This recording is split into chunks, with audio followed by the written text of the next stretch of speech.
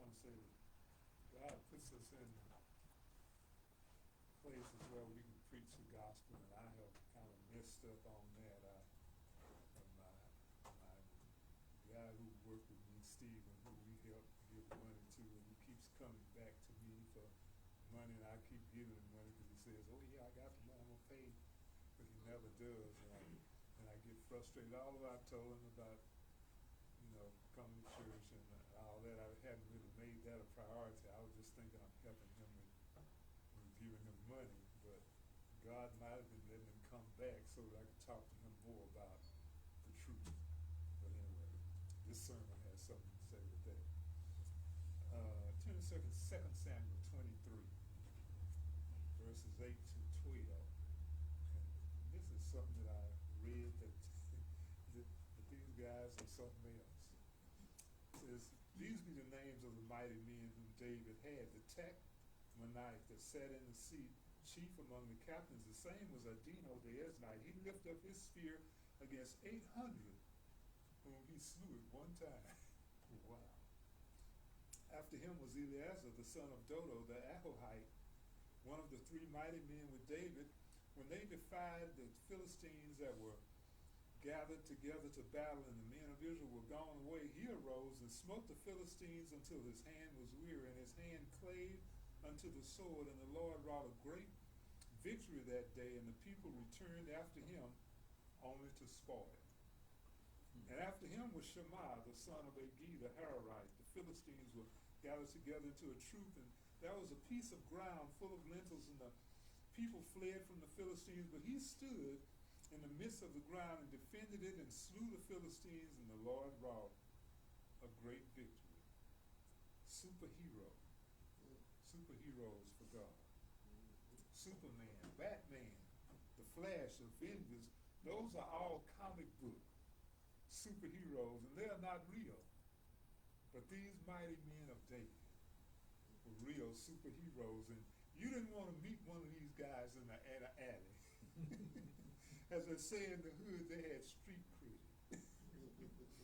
Them were some bad boys.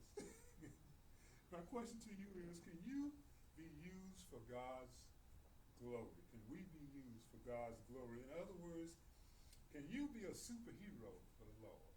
Now, he places us, as I said earlier, he places us in situations we just have to realize. But there's a movie called The End of the Spear. It's about some missionaries who went to the jungles of Ecuador in 1956 to preach Christ to a Stone Age tribe called the Arcas. Jim Elliot was one of those missionaries. Even when he was a little boy, he said he wanted to introduce Jesus to someone who had never heard of him before. These people didn't have no radios or nothing like that. And there were several tribes of Indians living in these remote jungles. Some of them were being taught by missionaries already, but not the Arcas. But others had never even heard the name Jesus. One of these tribes were a wild group of savages called the Arcas. The Arcas were great hunters in the jungle, and they used spears and bows and arrows, and they hunted pigs and monkeys and jaguars. The Arca Indians had never worn shoes, and they could recognize another first person's footprint like we recognize the faces of our friends and family.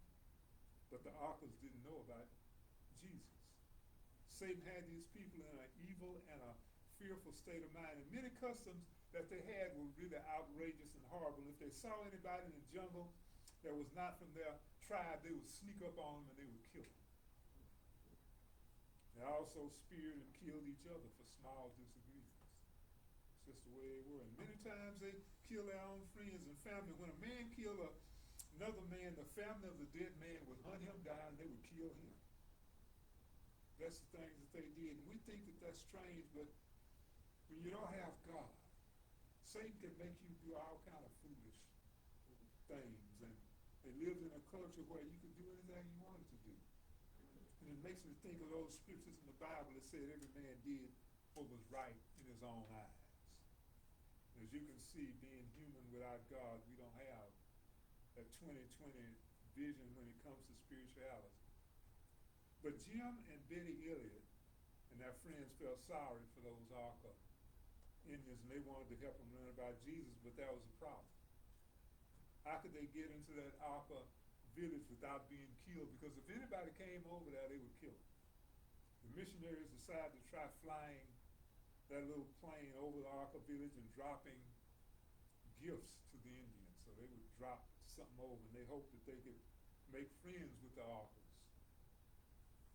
That they would put presents in a bucket and they would lower them down with a fishing line, and the Arcas would get it, I guess, and say, oh, they're friends. But they began to fly lower and lower above the Arca village, and they would lean out the plane and they would shout to the Indians, we're your friends. I don't know why they thought they could understand that. The Arcas couldn't understand English. But there were some other Indians across the river from the Arcas who had been taught already by the missionaries. And they said that them Arcas ain't going to change. They're going to do the same thing they've been doing. But we know that love changes things. Missionaries kept praying that God would make the Arca Indians friendly so they could tell them about Jesus. And about 2 months after flying over the Arca village, they decided it was time to land. There were 5 men all together, Jim, Nate, Pete, Roger, and Ed. This is a true story. They prayed and they talked with their wives for a long time before they made the decision to move into the Arca's territory. And they all knew it was dangerous, but they loved God and they knew that they belonged to Him, so they figured, oh, God is going to protect us. They were not afraid of dying and going what they thought going to heaven. But so they landed that plane and they set up camp and they waited. And after a few days on a Sunday, Nate called his wife on the radio and happy to say that a big group of Arca men were coming. He told her just in time for church services. The wives were hoping to find out if the men had been able to visit that Arca village, but the afternoon passed and the men didn't call as they promised, and night came and the women started to worry about their husbands. And they wondered what could have happened. Were the husbands safe? And the next day, more men took another plane and flew over the camp. It brought back sad news. Jim, Nate, and their friends were all dead. The Arcas had killed them. They killed them with their spears, and the 5 missionaries had guns with them in their camp, but they didn't use them to fight the Indians. And I think I would have shot a tree or something around so they could see, oh, they could do something to us, but they didn't use their guns. So they didn't shoot back. And they could have saved their lives, but they didn't want to do that. But they must have thought that they would never be able to teach the Arcas about Jesus if they did that. So they chose to let themselves be killed, and they let the Arcas have another chance to become Christians. And the Arcas always remembered those strange white men that had been so kind and didn't try to kill them. And so a year later, when the missionaries tried again to speak to the Arcas, they were ready and they listened. And several of the men who had helped kill Jim and his friends with their spears, he now became a Christian, and he gave his testimony in a meeting. He said he counted on his fingers and said, I killed 12 people with my spear. But I did that because my heart was black. And even when people don't know the real truth about Jesus, when they know something about Jesus, they still can be helped. Now, Jesus' blood, as he said, has washed my heart clean, so I don't live like that anymore. And God's love has changed his life and those other Arca's life. And those 5 missionaries died on January the 8th, 1956. They became superheroes for God, even though they didn't know the real truth, but they knew about Jesus. So what does God want you to do in your life? That's what I thought about me and talking with Stephen. I said, I should have made that my priority of telling him about God, not just giving him money.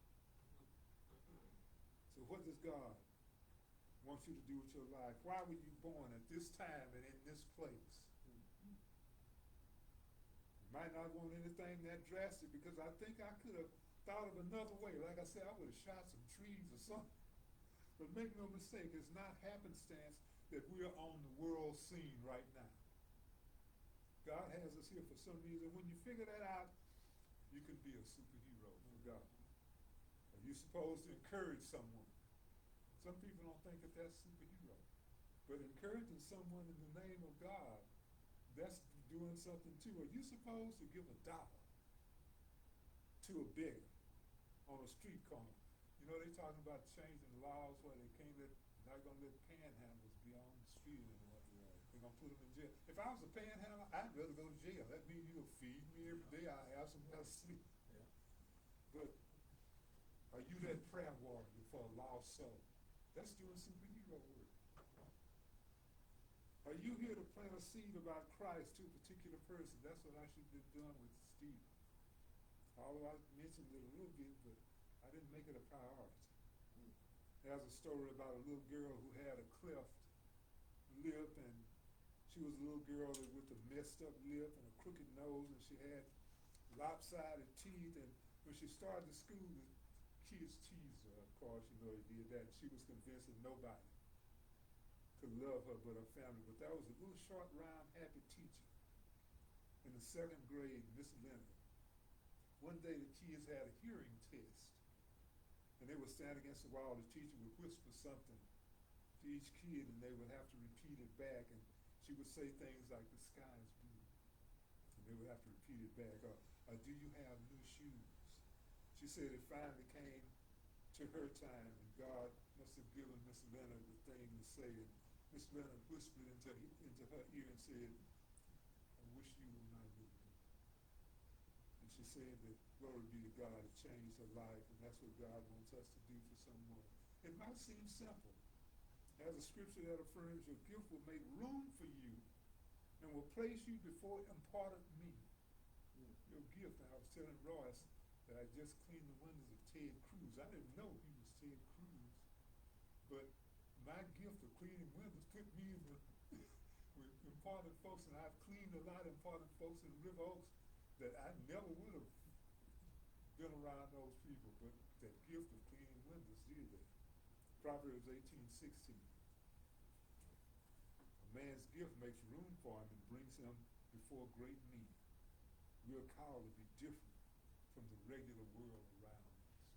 We should just stand out like a light. Just like those missionaries were different from those Arthur Indians. And there's also a scripture that states in 2 Chronicles 16:9. It says, "For the eyes of the Lord run to and fro throughout the whole earth to show himself strong in the behalf of them whose heart is perfect toward him." So God is looking for somebody to talk about him. So he wants some superheroes. He's looking for some superheroes. He's always on the lookout for someone who will step out for him.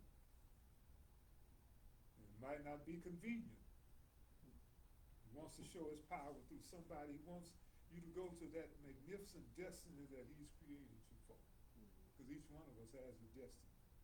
He wants us to attempt extraordinary things. And it might not be extraordinary to you. Like I said, Stephen was right there. Keep coming. Keep coming. I keep giving him money. Thousands of dollars I've given him over the years. And you keep saying, "Oh yeah, I got some money, I'm gonna give it to you." Never has. They might not seem extraordinary to you, but they have eternal consequences. So what made David's mighty men different? That they stood out there in battle with nobody else around them. No normal man would even attempt to do what those guys did. I know I wouldn't think about sitting out there fighting 800 men. They must have known that they had an ace in the hole. The difference between them and their other Israelite brethren was that they had faith that God would give them victory. Let me ask you a question again. Why were you born? Were we born for a certain specific thing that God has for us? I don't know. Testify to you that you have some superhero work to do. Some work where people will say, "How in the world could she? How in the world could he do that?" Also, you might not get recognized at all, but God knows. This world might not recognize you. No matter what you do, you should shine a light on God. In other words, do everything as if you're doing it unto God, and you'll be blessed. That's what those mighty men do, or they would not have stepped out. Also, one key is to do common things uncommonly well. You'll be a superhero if you do that. And God has placed something in front of you to do right now, like He placed that boy in front of me, keep coming back. It might not be what you call superhero work, but I want to let you know, a little secret, everything you do has a potential for you to be a superhero. You do it as unto God. Passed through one of the toll booths when they had people in the toll booths once in Houston, and the toll attendant was a real surly person, and it was disagreeable, and I knew that she didn't like her job, but she was there, and she should have been thankful and joyous. And no matter what you are doing, do it as unto God. And He'll bless you for a better job. When I'm cleaning windows, sometimes the guys at the business will say, that guy's making all the money. They kidding because they don't think no window cleaner make no money. But of course they're kidding. But what do I say? I say, I shine a light on God and say, God has truly blessed me. Because He has. And since I say that, you know what? God has truly blessed me. I love cleaning windows. Since that woman is so surly in that toll booth around others, do you think that they'll give her a promotion? I don't think so. And not being thankful for what you have and what you're doing right now will short circuit you from going into your true destiny. The young man, which I don't know if it was Stephen or not, who worked with me, he was looking sullen one day, and my customer said, he must be tired. And as soon as we finished that job, I took him home. I told him, when we go to work, I don't care if you have a headache or whatever, you better look pleasant. I told him, don't mess with my money. I want those people to call me back. Don't be looking sullen out there to them folk. And indeed, we are called to take some ground for Christ. We've been placed here as agents and soldiers in the army of God among the enemy. Everybody around us is regular Christianity, regular world is our enemies. Halloween, a pagan thing. Everybody's, the Catholic Church even have trunk or treat. They're like, wait a minute. And they call it All Saints Day because they want to incorporate, close to stuff that the pagans believe in. And everywhere we go, we need to put forth the message of Christ in one form or another. So how do you do your shopping? You're interacting with friends and strangers on your job. Is it with joy as unto God when we do that? When you like to see what God can do through us. I bet it's more than what we think we're capable of. And guess what? You cannot do that great thing that God has in mind for you on your own because it's something that's too big for you. But I have some good news for you. The scripture says in Ephesians 3:20 says, now unto Him that is able to do exceeding abundantly above all that we ask or think according to the power that works in us. The superlatives that God uses, exceeding abundantly, more than we could ask or think to ask. And then at the end He says, according to that power that works in us. We have to have the help of God. Same power to be a superhero, the Holy Spirit. Do you want to be one? I think everyone wants to do something that they could be remembered for, even if it's just with family. I know Sarah got some insurance and for the kids when she died, for the grandkids. They actually got some thousands of dollars from Sarah's house, and I need to get that money. But she did it for them. All the grandkids got some money. I don't care what you say, we all want to be significant. What better thing to do is to glorify God? I think God has something special for each of us to do. And now when I talk to them grandkids, I talk to them about Christ and let them know that if they'll kind of, they know something about it because we've been in the family all the time, but I want them to start keeping Sabbath and doing, and all that. Mm-hmm. But whenever I hear preachers ask the question, I pause, how many people have you brought to Christ? Mm-hmm. Indeed, how many have you hindered? Mm-hmm. One of the main ways that we as Christians bring others to Christ is through our actions, the way people see our us move around. Our great example is the early church. They were persecuted all over the place, and the strange enough thing during that time, the church grew exponentially when they were being persecuted the most. I think it was because of the example that they presented. They were doing their superhero work, but no one saw it as that, just by living the life for Christ. And that's what we're doing. When they stood under pressure of death, others saw it, and it was a great witness. And just like those missionaries, probably more Indians were converted because those men gave their lives in that Arca village. Another reason Christianity spread is because many Christians fled to the outlying areas. Thus, Christianity was actually spread even more because of the persecutions. Satan didn't know it was going to be like that. In other words, they became superheroes without even trying, so Satan was thwarted at every turn. He can't be God. Everything he does turns into something good for God, and that's a great lesson for us. Just live the life. I say it all the time, just let your light shine. You will become one of those superheroes for Christ. That question about who have you brought to Christ, your family, is a good place to start. Just being that example. If you are that godly example, you can start there. Don't let Satan make you feel bad because you're not in some remote jungle or got in a big crowd of folk.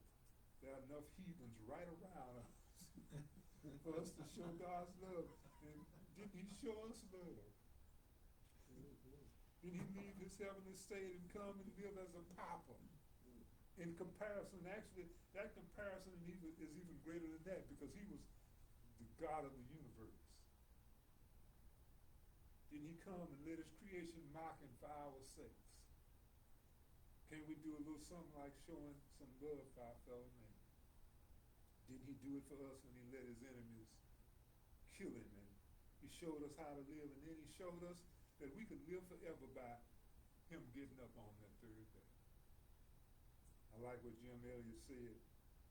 Here's one of his quotes. He said, "He is no fool who gives what he cannot keep to gain what he cannot lose." In other words, you cannot keep this physical life because one day you're going to die.